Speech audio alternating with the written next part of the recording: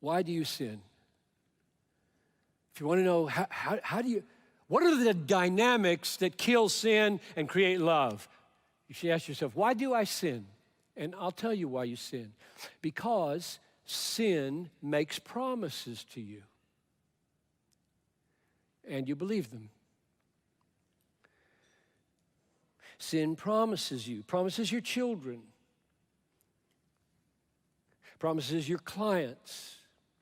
Sin promises them.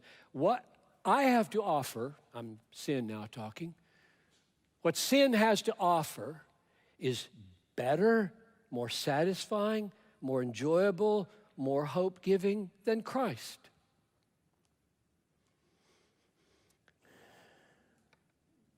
The fleeting pleasures, that's what they're called in Hebrews 11:25. The fleeting pleasures of sin, sin promises to be better, longer, deeper, sweeter, more satisfying. And to the degree that we are deceived by those promises, we sin. Nobody sins out of duty, right? Nobody gets up in the morning and says, got an obligation, I got to sin some today. No, nobody sins out of duty. We sin out of pleasure seeking.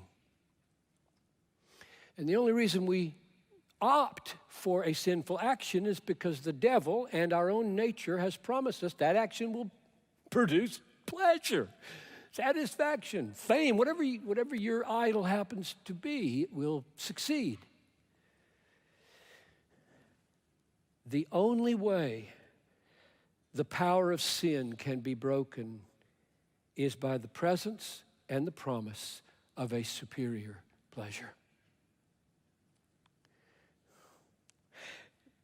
Yes, I know there is a willpower path to holiness.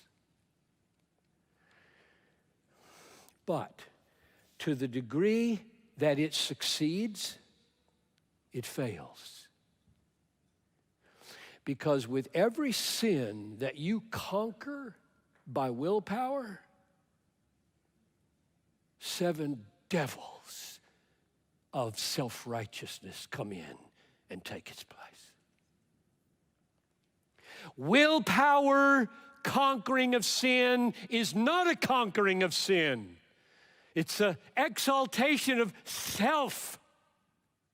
There is one way to conquer the promises of the pleasures of sin, and that is with the power of a superior pleasure, and his name is Jesus, and the way he is experienced is called saving faith.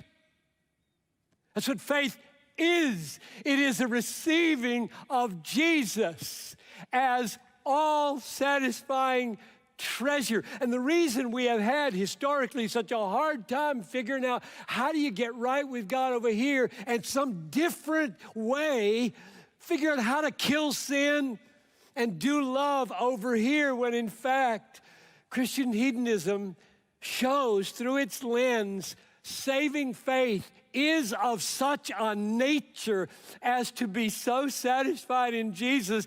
It is the power that makes sin lose its compelling force.